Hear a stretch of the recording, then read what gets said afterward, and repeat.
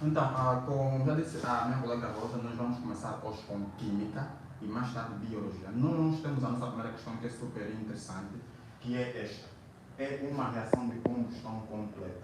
E a questão diz, a combustão completa do metano, que é esta molécula, necessita de X mols de oxigênio. Nós temos que lembrar que essa questão é a que nós não temos. E temos aqui as alíneas. A linha A são 3, a linha B 5, a linha C 7, a linha D 9 e a linha E outros. E isso é tão importante porque nós vamos ser obrigados a fazer isso de 3 formas. Nós temos que conseguir perceber o que é uma combustão, como formar essa combustão, balancear essa combustão e, no final, por os mols necessários de oxigênio. Então seria desse jeito. Nós temos que lembrar que temos o metano e que uma combustão tem sempre, no final da reação, sempre CO2 mais água. Nós conseguimos perceber que nós temos aqui carbono dos dois lados, hidrogênio dos dois lados, mas não temos oxigênio. Então aqui nos falta o nosso gás oxigênio. Logo, para que aconteça uma combustão, nós sempre temos a presença do oxigênio a queimar uma molécula orgânica e nós já temos a nossa reação formada. Agora é conveniente fazer o balanceamento dessa combustão. E nós podemos fazer isso pelo método das tentativas. Olhamos a quantidade de carbonos de cada lado, a quantidade de hidrogênios de cada lado e, por fim, de oxigênio. Numa regra a que eu gosto muito de chamar de macho. Isso por quê? Porque quando nós estamos a fazer o acerto, é conveniente começar sempre pelo metal, pelo não metal, pelo carbono, hidrogênio e só no final, somente no final, oxigênio. Daí a regra do macho. Logo, nós temos o carbono, porque já sabemos a partir daqui não temos metal. Apesar de muitos deles serem não metais, a gente dá nomes específicos, daí essa parte final. Então nós temos o carbono deste lado, nós temos 2, desse lado só temos 1. Para acertar, vamos colocar aqui 2. Nós olhamos para o hidrogênio, nós temos 6 deste lado, nós aqui temos 2. Para que este lado também tenha 6, nós vamos precisar multiplicá-lo. Então 3 vezes 2 nos dá 6.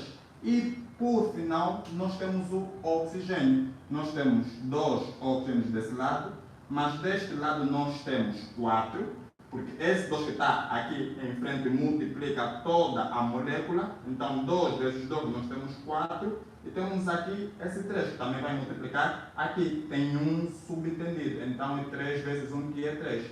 E não podemos nos esquecer do sinal de mais aqui. Então 4 mais 3 nós temos 7. Logo nós temos 7 moléculas de oxigênio.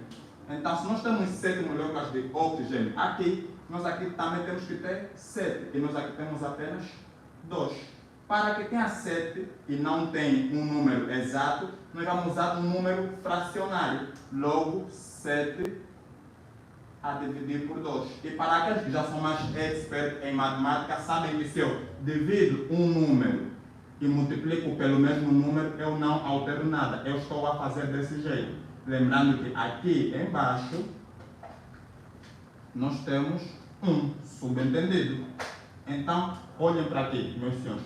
2 vezes 1, 2. 7 vezes 2, 14.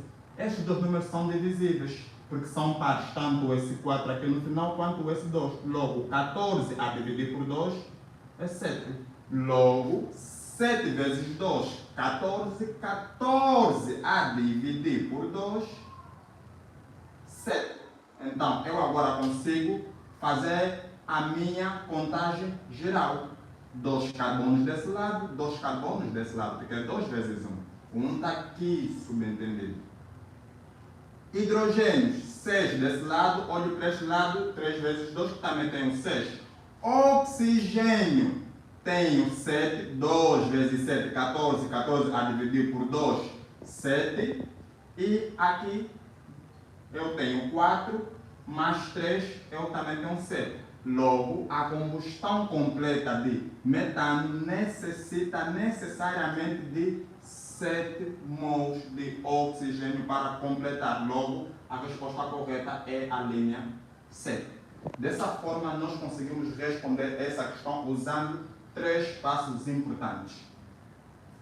A formação da nossa reação de combustão, o balanceamento dele e depois identificar quem é o coeficiente estequiométrico, que é sempre aquele número grande que fica em frente da molécula ou do átomo. No caso, este é o número grande que está em frente. E nós chamamos ele de coeficiente estequiométrico. Dessa forma, concluímos que o oxigênio, para queimar essa molécula orgânica, vai precisar de 7 mols. Daí a nossa resposta C, a linha 7.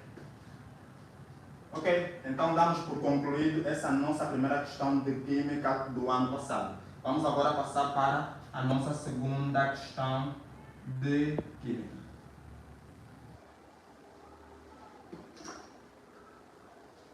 Enquanto isso, eu vou aqui apagar essa questão e não se preocupem que isso tudo vai estar disponível o mais breve possível neste canal do YouTube. Então é necessário que vocês subscrevam e ativem o sininho para não perder nada.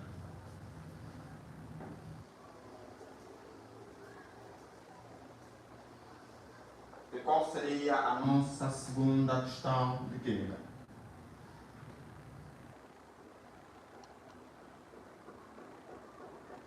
Ok. A nossa segunda questão de química seria a combustão completa. Esta que fizemos, certo? Então seria os compostos orgânicos. Os compostos orgânicos, continuam a ler. Os compostos orgânicos C3H8. Continua a ler, por favor. Os compostos orgânicos C3, carbono 3, H8, exato. E C3H6, exato, O, são classificados com a linha como, exato. A linha A, ácidos carboxílicos.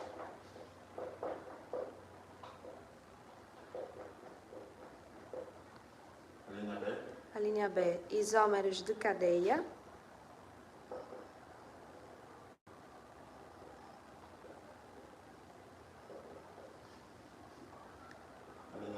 A linha C, isômero de posição.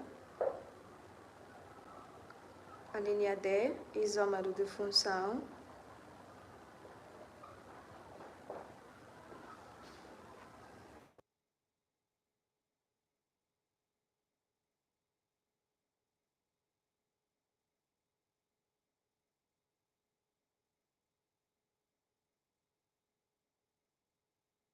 Há algum tempo vamos aqui ser bem rápidos. Dizem que nós temos compostos orgânicos, nomeadamente estes dois aqui, que nós não sabemos o que eles são, e eles são classificados.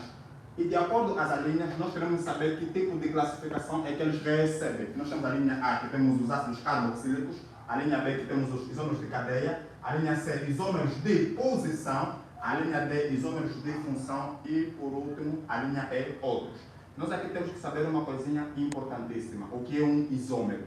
Só depois de conhecermos os isômeros é que a gente pode dar uma resposta para qualquer uma dessas linhas. Isômeros são compostos que apresentam a mesma fórmula molecular. No entanto, apresentam diferentes fórmulas estruturais. O que vem a ser uma fórmula molecular? Isto aqui é uma molécula. Todo mundo já sabe. A junção de átomos iguais ou diferentes, pelas ligações químicas, acabam formando as moléculas. No entanto, as formas como eles se apresentam na sua estrutura podem variar. Imaginemos que nós temos um caso como este aqui.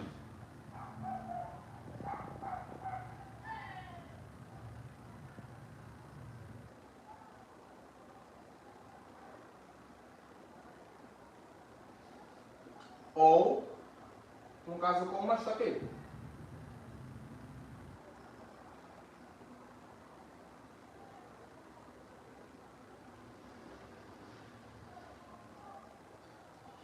Nós estamos aqui a perceber uma coisa muito interessante.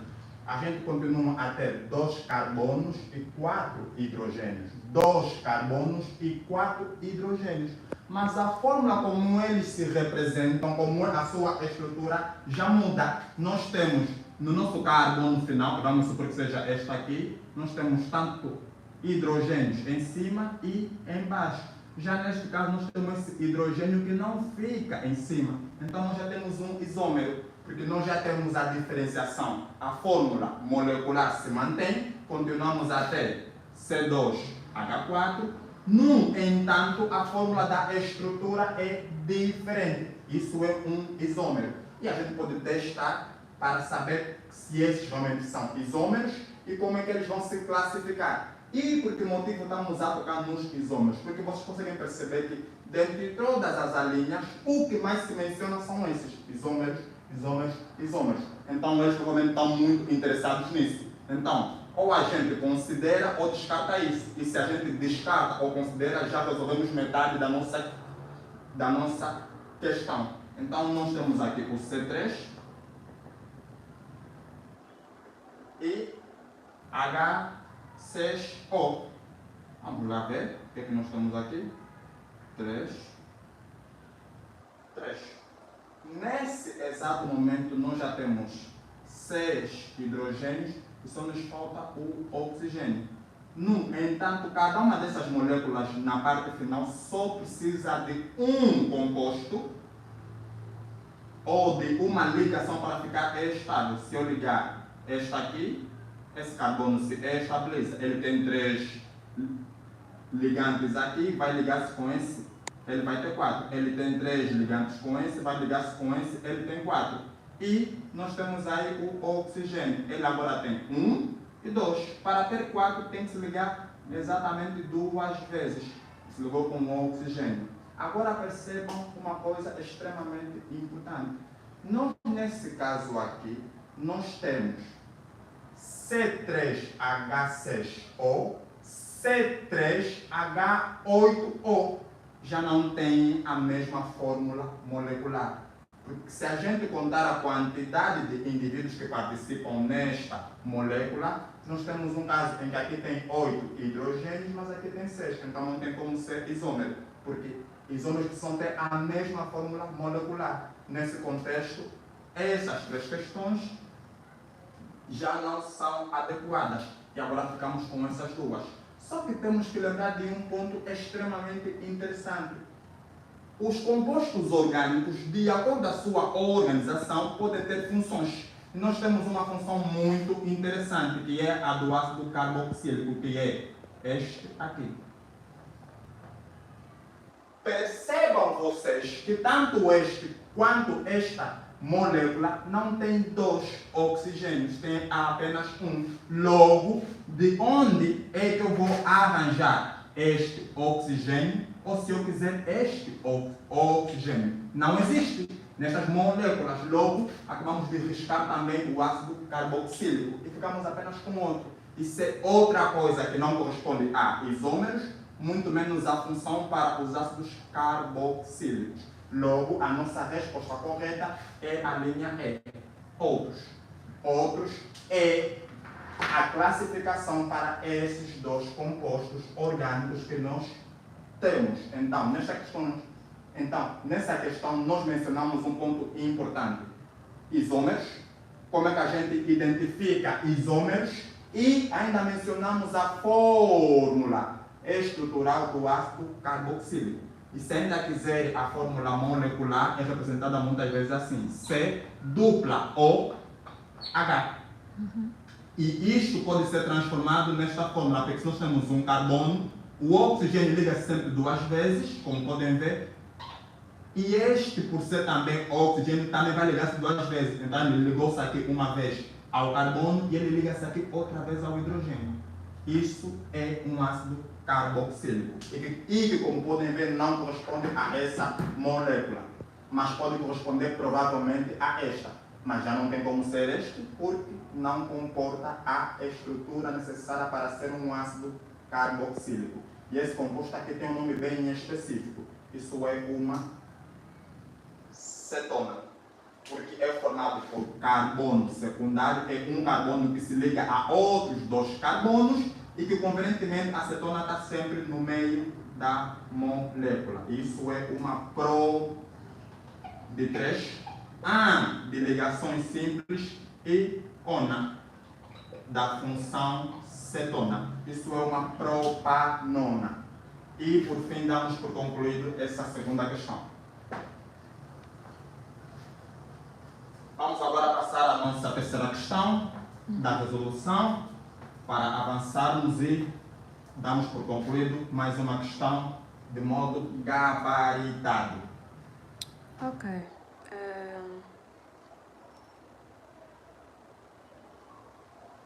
A soma dos coeficientes estequiométricos na equação balanceada é A soma dos coeficientes da reação balanceada é a linha A 12,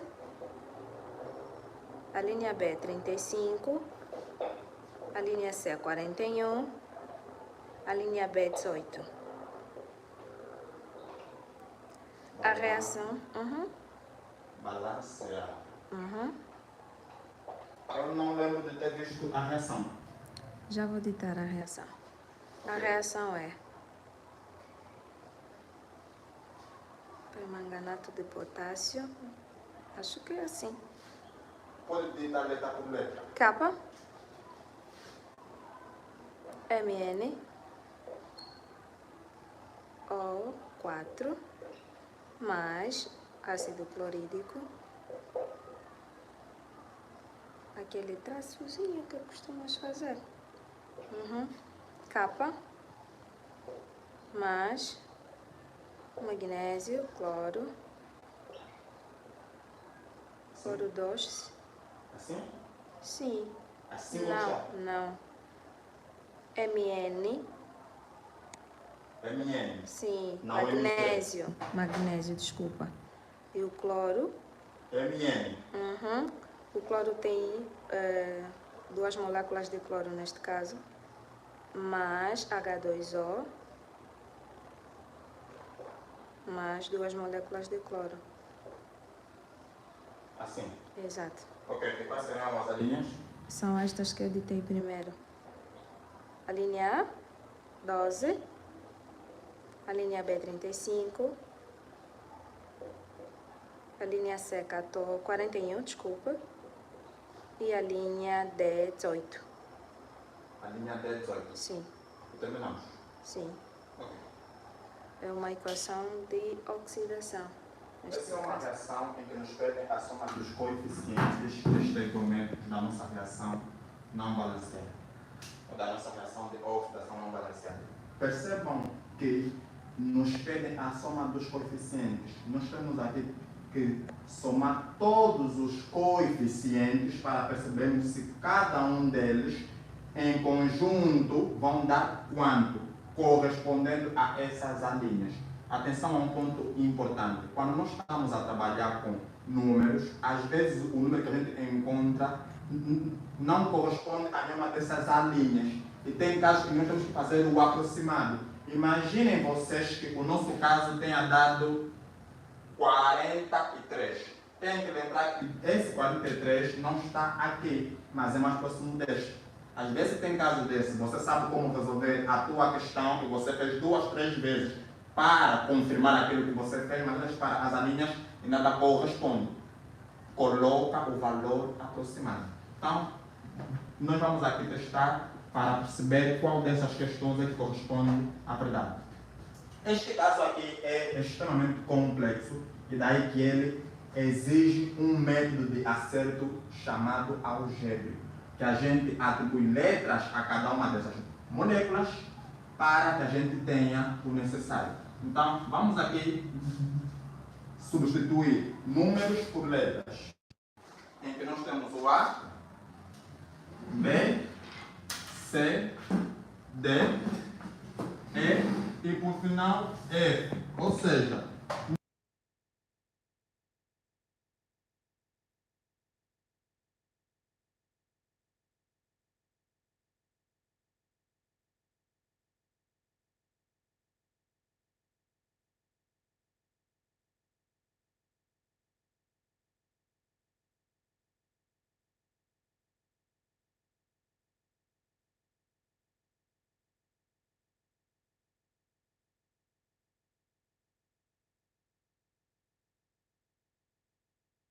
A. Por que é A? Porque o A representa o nosso coeficiente estequiométrico, meus senhores.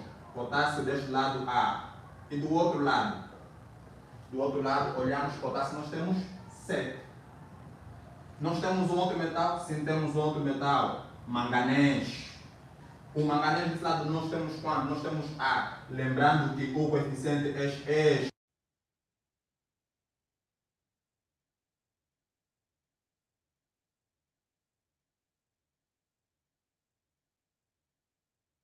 E em frente da nossa molécula. 10.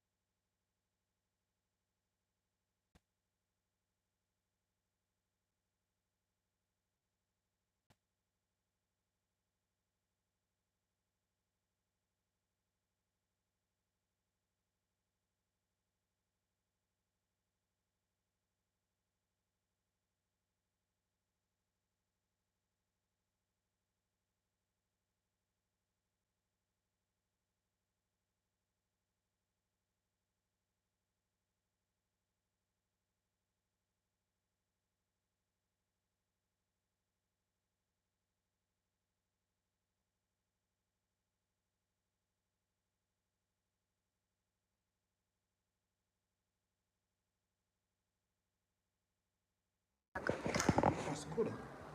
Mantenha.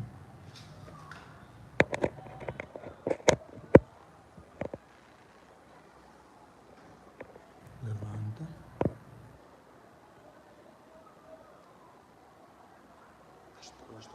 Vamos embora. Tá? O carregador não está bom. Eu não sei sinceramente como é que ele funciona aí. Deixa ele na opção fixa. Vamos embora. Ok, já estamos de volta. Já deixamos claro que a própria afirmação já apresentava um erro, então não tinha como as linhas, exceto a última, estar correta.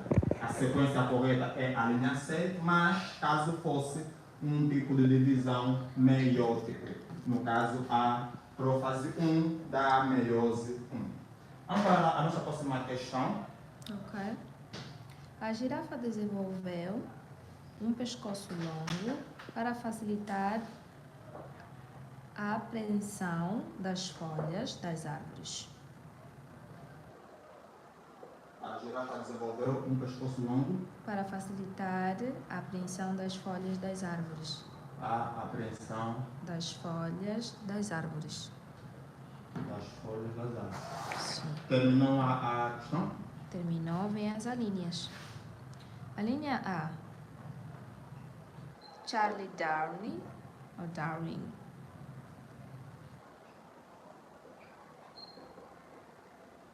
Sim.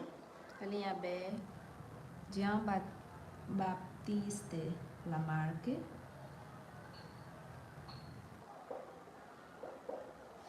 Gregor Mendel.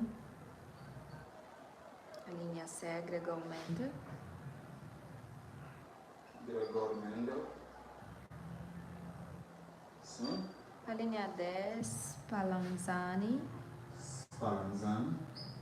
Ready. E terminou? Sim.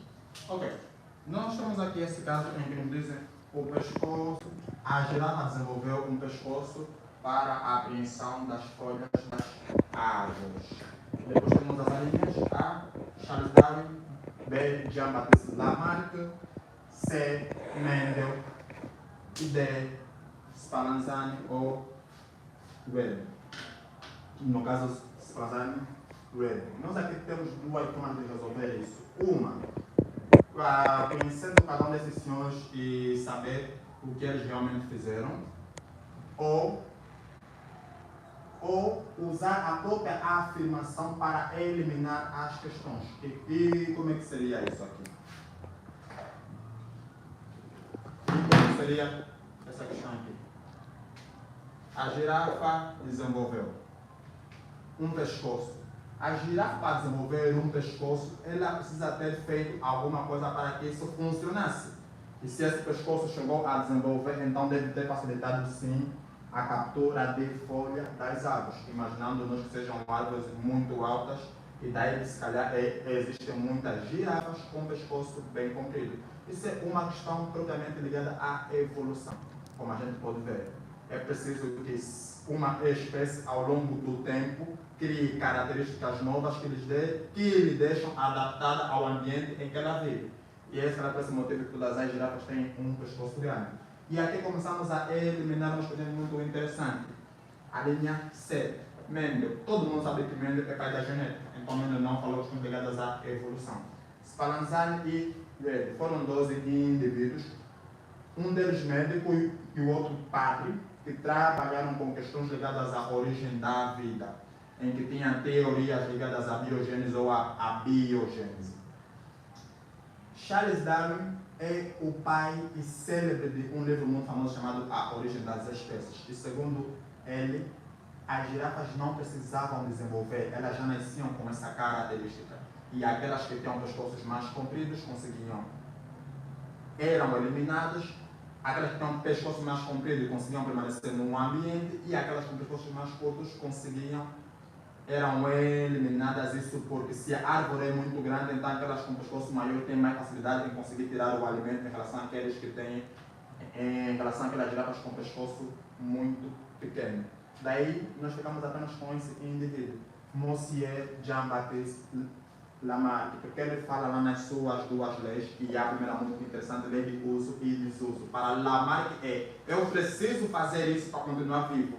Então está aqui, a girafa desenvolveu. Eu precisei desenvolver o comprimento do meu pescoço para que eu conseguisse ter mais folhas. Logo, eu fiz um esforço. Isso caracteriza a primeira lei de Lamarck, que é a lei do uso. Que é a lei do uso e a lei do desuso, em que o músculo que eu muito uso, ele hipertrofia, ele cresce, eu fico grande, dentro do indivíduo que vai para o ginásio e começa a trabalhar a musculatura, mas o indivíduo que não pratica, não faz o esforço, não força o desenvolvimento, fica com o músculo atrofiado, ou seja, pequeno. Então, nessa nossa questão, a girafa desenvolveu, precisou e esforçou é um conceito muito ligado a Jean-Baptiste Lamarck. E com relação a isso, nós vamos dizer que a linha B corresponde à questão correta ou certa. Então, é isso. Lembre que com relação à evolução, para Lamarck é muitas vezes de eu preciso, eu fiz, eu consegui. Não é sobre o ambiente, é sobre eu mesmo tomar consciência do que está a acontecer e me mudar.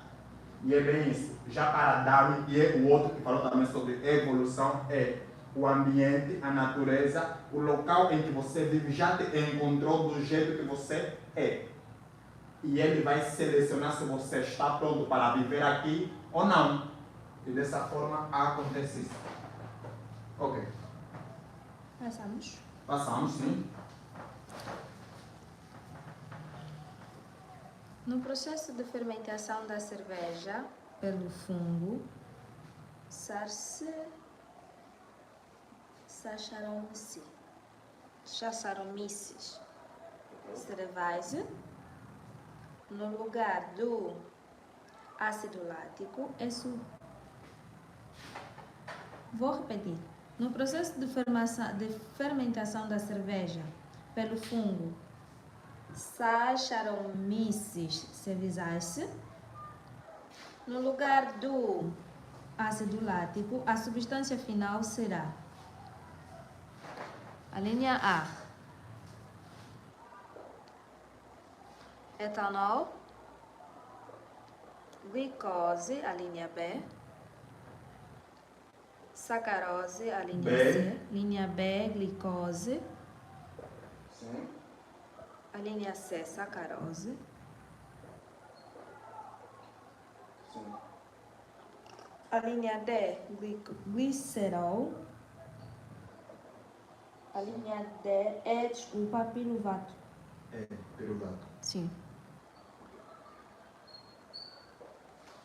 Para aqueles muito afetos a bioenergética, não tem percebido que boa parte dessas questões estão aqui a ser apresentadas. Fala que curso de fermentação de um fungo chamado Saccharomyces cerevisiae, nós temos a nossa substância final, e que no caso não é o ácido lático, porque assim, no processo de fermentação da cerveja pelo fungo Saccharomyces cerevisiae, no lugar do ácido lático, a substância final é. Se a gente fala da fermentação da cerveja, não tem como ser o ácido lático, porque se vocês conhecem um pouco o significado dos nomes, percebem que lático vem de leite. Então, a cerveja não é produtor de leite. Então, isso fica excluído. No entanto, todo e qualquer processo de fermentação envolve sempre um produto muito interessante. E se no caso a fermentação passa pela cerveja, nós temos que trabalhar uma coisinha muito interessante. Olhem para aqui. Do ponto de vista químico, nós temos uma molécula mais ou menos assim. Que, em presença de, novamente, oxigênio, então nós temos combustão. Está em pausa. Tem pausa aqui. Porque o teu carregador não está carregado. Fecha. Levanta o telefone. Ok. Então, num processo de combustão, em que nós temos essa coisa que a gente chama de álcool, mais oxigênio, vamos ter sempre a produção de CO2 mais água. Percebam vocês uma coisa, se a gente está a fermentar cerveja, o necessário é que você faça uma coisa, sempre tenha a produção disso aqui. Isso é conhecido nas quebradas como álcool. Ou se ainda quiserem, etanol. Por que etanol? Porque é na verdade uma composição química desse jeito aqui. Então você tem hidrogênio aqui, hidrogênio aqui, hidrogênio aqui. Aqui você tem hidrogênio, hidrogênio. Só que aqui você tem o famoso OH, que é na verdade essa molécula. Então você tem uma função orgânica, que é o OH, que ligado à nossa molécula acaba formando álcool. Então sim, na fermentação, pelo saccharomyces cerevisiae, nós temos a produção de etanol, que é um álcool. Lembrando que se você conhece a terminação OU, sabe que é pertencente a álcool. E o piruvato é na verdade um tipo de açúcar que dá origem a tudo isso. A glicose é interessante, mas não é o produto final de uma fermentação. A sacarose é também um tipo de açúcar, só que desta vez com duas moléculas que a gente chama de disacarídeo, e o glicerol é um tipo de gordura. Então, com relação à nossa questão ligada ao Saccharomyces cerevisiae, ficamos com a linha A. E isso é uma questão de bioenergética. Ok. Vamos fazer novamente mais uma pausa para resolver outra questão técnica que está a incomodar durante este processo. Tu não podes mexer, porque eu não sei o que está acontecendo com o meu carregador, porque ele está estranho. Mas não tem como eu não mexer o telefone, porque eu estou a gravar, então eu preciso fazer movimento. Fala na live. Fala baixo na live, você não pode poder. Tenta manter ele o máximo que você conseguir aqui. Ok, então nós estamos de volta. Já temos a nossa questão que é ligada ao Saccharomyces cerevisiae.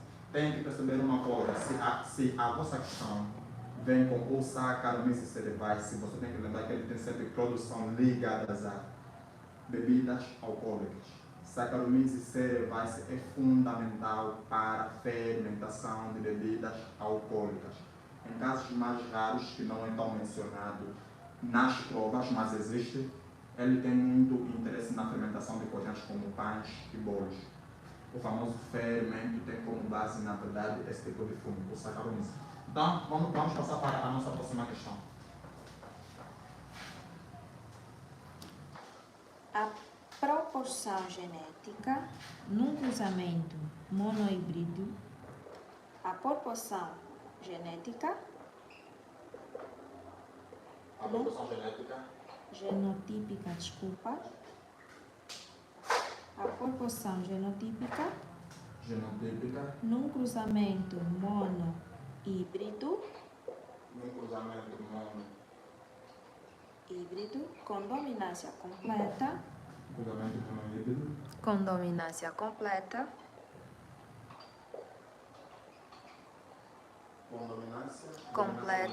sim, entre dois indivíduos heterozigotos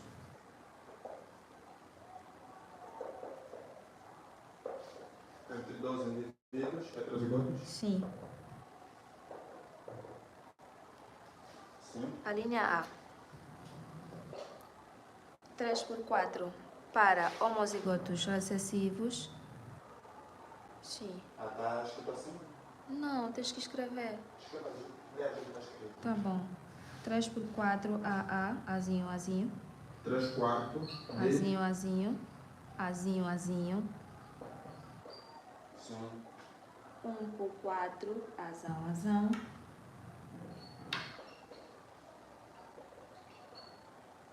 2/4 Azão, Azinho. 2/4 Azão. Azinho. Vamos. A linha B. 1/4 Azão, Azão. Sim. 2/4 Azão, Azinho. Sim. 1/4 Azão, Azinho, Azinho. 1/4 Azão, Azinho. Azinho, Azinho. Azinho. Sim. A linha C. 3/4 Azão, Azinho. Azão, Azinho. 1/4 Azinho, Azinho. 1/4 Azão, Azinho. 2/4 Azão, Azão. Sim. A linha D. Sim. 3/4 Azão, Azão. Sim. 3/4 azão, azinho. 3/4 azinho, azinho. Deixa-me só ver se eu percebo. A linha D tem 3/4 de azão, 3/4 de azinho e 3/4 de azão. Todo mundo aqui é 3/4. Correto. Ok. Terminamos? Sim. Ok. Nós aqui nos dizem que a proporção genotípica, temos que lembrar que o genotipo corresponde aos genes. O que é um genotipo? São duas letras, uma do lado da outra. São duas letras, uma do lado da outra. Vê lá, duas letras, A e A, uma do lado da outra. A e A, outra do lado da outra. Azinho, azinho. E imaginemos nós, F maiúsculo com F maiúsculo, F maiúsculo com F minúsculo, F minúsculo com F minúsculo. Meus senhores, genotipo corresponde a letras uma do lado da outra. As letras ou são repetidas ou não. Isso em função da questão de maiúsculas ou minúsculas. Todo mundo aqui é maiúsculo, aqui todo mundo é minúsculo, mas aqui temos a combinação de um maiúsculo com um minúsculo. O mesmo acontece com SF, então já temos o genotipo. Quando fizemos o cruzamento, temos que saber quem estamos a cruzar. E ele diz aqui, num cruzamento mono-híbrido. Mono é de um, híbrido é de mistura. Mendel trabalhava o nome híbrido para diferente e homo para igual. Com dominância completa. Se temos dominância completa, estamos a dizer que tem um indivíduo que domina o outro. De 2 indivíduos heterozigotos. Quem seria o heterozigoto? Seria o híbrido, que é diferente. E se nos dá um exercício, esse tipo de forma, é desse tipo que a gente vai ler, porque é desse jeito que nos deram a informação, sem alterar nenhum dado. Ah, mas professor, eu sei que isso aqui se lê homozigoto dominante. Está bem, faz todo sentido, mas se te dão A, você vai ler A. Então nós temos aqui, estamos a dizer que nós temos heterozigoto. O que é um heterozigoto? É este aqui. São indivíduos diferentes. Um é maiúsculo e o outro é minúsculo. Estamos aqui. Se é cruzamento, então temos que ter dois, porque um é do pai, o outro é da mãe, ou este é do pai e este é da mãe. E cruzando esses dois indivíduos com dominância completa. Por que motivo nós dissemos dominância? Porque se este é o genotipo, estamos a dizer que essa letra maiúscula vai dominar a minúscula. E o mesmo não acontece com essa. Essa não tem como se expressar porque ele vai dominar, porque ele vai ser dominado por completo. Daí que num cruzamento a gente vai ter o A com A, vamos ter azão, azão, o A com azinho, que vamos ter azão, azinho, o azinho com A, porque agora falta este, só para nós vamos fazer aqui em cima, o azinho com A, por uma questão de organização e de maiúsculo com minúsculo, vamos primeiro o A e depois o azinho. O azão, depois o azinho. E depois, por fim, este azinho pequeno com este azinho que sobrou. E ficamos com A com A. E ficamos com azinho com azinho. Percebam vocês que do cruzamento entre dois indivíduos heterozigotos, ou seja, que são híbridos, nós temos 4 possíveis combinações. Então, vê lá, quantos é que nós temos que são azão, azão? Um de quanto? De 4. Por que de 4? Porque nós temos 1, 2, 3, 4. Quantos indivíduos é que nós temos com azinho, azinho? Nós também temos 1. Porque só tem esse, aqui não tem. Então também ficamos com 1 de 4. E quantos indivíduos é que nós temos que são diferentes, heterozigotos? 1 e 2. 2 de quanto? De 4. Porque nós temos também 4 possibilidades. Então, para azão, azão, 1/4. Azão, azinho, que é a mesma coisa que esse, então são 2, 2/4 e azinho, azinho, 1/4. Olhamos para esse caso. Qual dessas proporções é que corresponde? 1/4, 2/4 e 1/4. 1/4, 2/4, 1/4. Bem, então, sempre que temos um cruzamento mono-híbrido de indivíduos heterozigotos, nós vamos ter a proporção genotípica de 1 para 2 para 1. Que muitas vezes é representado desse jeito. 1 para 2 para 1. Que nos indica 1 homozigoto dominante, 2 heterozigotos e 1 homozigoto recessivo. Então é desse jeito que a gente corresponde à proporção genotípica. E se fosse uma proporção fenotípica, seria bem diferente, seria apenas 3 para 1. Lembrem vocês que na questão diz com dominância completa, nós já sabemos que o A maiúsculo vai dominar o A minúsculo. E o mesmo acontece para isso. Quando a gente tiver que expressar, temos uma cor aqui, mas essa cor vai ser igual dessa, porque se o A ele é dominante, então este A também tem que ser dominante, porque continua sendo o A maiúsculo. Logo, então nós temos 3 possibilidades para apenas uma. Então, na proporção genotípica nós temos 1 para 2 para 1, mas na proporção fenotípica nós temos 3 para 1, porque temos 3 indivíduos se expressando, são esses 3, porque pela presença desse A, ou deste se ainda quiser, mas temos apenas esse aqui que é totalmente recessivo, que corresponde a esse 1. Então, essa é a nossa resposta para a proporção genotípica de indivíduos monotípicos. 3, 1 para 2 para 1, com relação à linha B. Passando à nossa próxima questão, que seria? A última. A última também? Sim. Ok, já estamos quase no fim. Certo? Okay. Os anexos embrionários, não, desculpa, é a penúltima neste caso. A teoria da evolução de autor é a seguinte. Vamos embora. A teoria da evolução de autor e seguinte obra, livro, a linha A. Mendel e seus postulados. A linha B, Lamarck e a origem das espécies. Lamarck e a origem das espécies.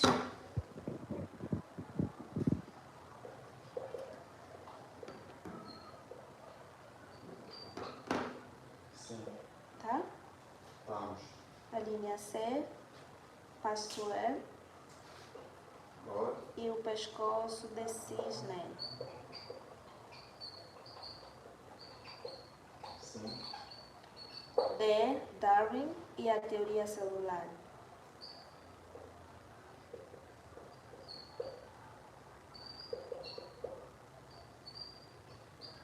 E, pai da biologia moderna e a origem das espécies.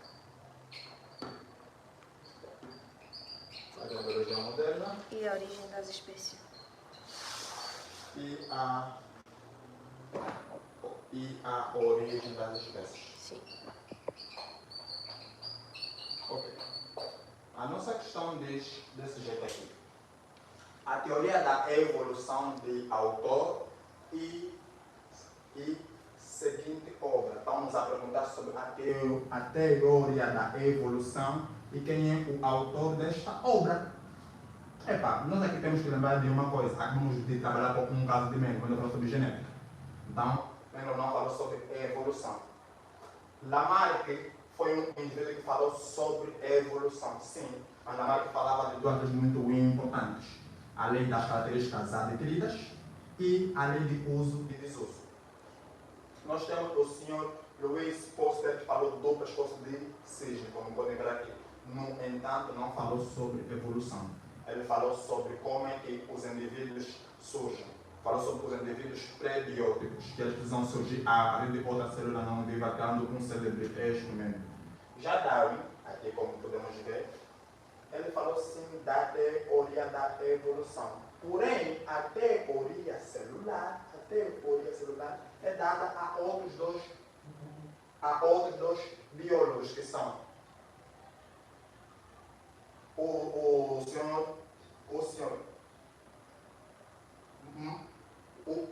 senhores Schilden e Schwann, ou se ainda quiserem Schleiden e Schwann, que foram os indivíduos responsáveis pela teoria da evolução. Mas nós temos aqui uma última linha e que guarda aqui muita coisa. O pai da biologia moderna. Após a publicação do livro A Origem das Espécies, Darwin ganhou o nome de pai da biologia moderna. Tanto é que se celebra sempre o dia 12 de julho, caso não esteja em erro.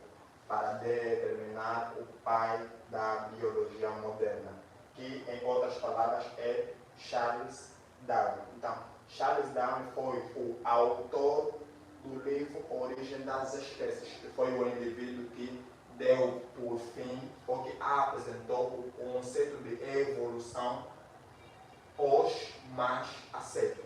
Logo, nós temos a linha E.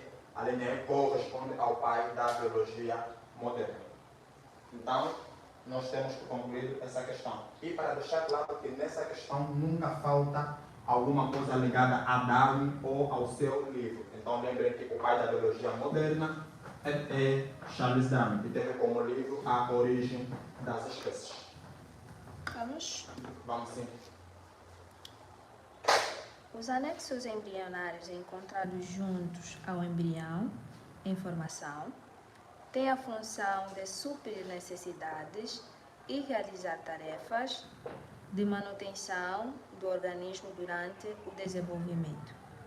Destes, aquele que tem a função de realizar as trocas gasosas e a nutrição é a linha A, o córeo. Sim, já estamos aqui, já temos escrito algum deles. A linha B, amínio. Sim, já temos algum deles. A linha C, saco vitelino. Placenta e saco amniótico. Ok. Aqui nessa questão nós temos uma questão muito ligada à embriologia dos indivíduos mamíferos, porque falamos aqui que os anexos embrionários encontrados junto ao embrião em formação têm a função de suprir a necessidade. Sim, é verdade. Mas nesse contexto fala de realizar as tarefas de manutenção do organismo. Durante o desenvolvimento, isso é só apenas um conteúdo afirmativo, mas depois diz: destes, aquele que tem a função de realizar as trocas gasosas e a nutrição. Vamos dizer assim, meus senhores, nós temos um indivíduo que está em desenvolvimento embrionário e nós precisamos saber qual dessas estruturas é que se responsabiliza pela troca de gases, e aí estamos a pensar oxigênio e dióxido de carbono, e ao mesmo tempo a nutrição desse indivíduo. Aqui temos que conhecer várias estruturas.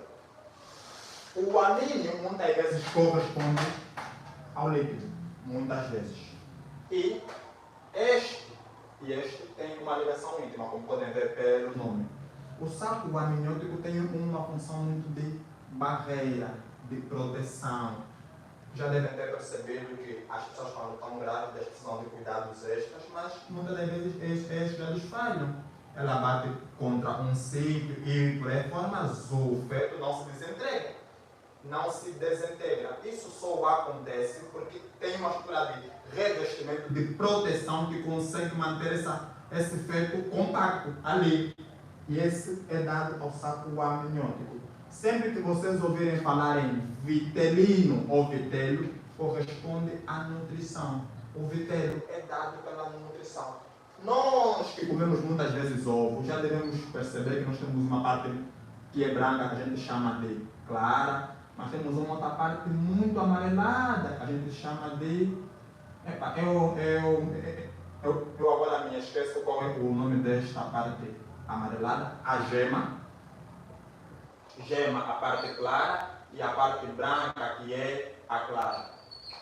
Isso é um caso clássico de estruturas embrionárias aqui bem explícitas. Porque esta parte aqui corresponde a uma parte animal, mas aqui não nos interessa, mas a gema corresponde à nutrição. Se temos nutrição, então temos vitelo, temos vitelino. O vitelo para as aves está presente aqui na gema. A parte nutritiva de uma ave, de uma galinha, de um pato, está aqui, nessa parte amarela que a gente come no ovo. E é por isso que os indivíduos bodybuilders que treinam muitas vezes ingerem ovo, porque eles acabam tendo a parte nutritiva das aves. Daí que é muito recomendável comer ovos para os indivíduos que querem aumentar a sua musculatura. E o córeo é uma estrutura que está muito rente entre o próprio material, vamos dizer, visceral da fêmea em parceria com a placenta, como se fosse uma camada entre esta parte e esta parte, que depois se liga com uma outra estrutura que acabamos formando o alantocóreo. No entanto, a placenta é uma coisinha que, além de ter uma bolsa gigantesca, comporta um tubo. E esse tubo é muitas vezes dado pela mãe. Então, à medida que a mãe vai respirando, ela consegue mandar aqui oxigênio e esse bebê que também vai respirando faz isso aqui, vai mandando em contrapartida dióxido. Logo, a estrutura responsável pelas trocas gasosas e a nutrição do indivíduo é muito dado pela placenta. Isso porque o conceito, o feto está inserido na placenta e bem nessa zona ele também tem vitelo, que é a parte de nutrição. Então a placenta engloba o vitelo, ao mesmo tempo que é responsável pela troca de substâncias ou pela troca de gases, num processo que vocês devem conhecer como hematimese. Desculpa, hematose. Sim, num processo conhecido como hematose. Eu acho que por fim damos concluído ou temos mais alguma questão para tratar com relação à biologia? Não. Não. Então, se tivermos algumas perguntas, algumas questões, seria ótimo tratarmos delas agora. Caso contrário, vamos dar por concluído a nossa live. Então, logo a Dona Rosa venha falar-nos aqui alguma coisa. Temos alguma coisa para responder ou vamos dar por concluído? Mas por concluído. Damos por concluído. Então, vamos só esperar que a Dona Rosa venha terminar a live para agradecer a todo mundo que participou disto aqui.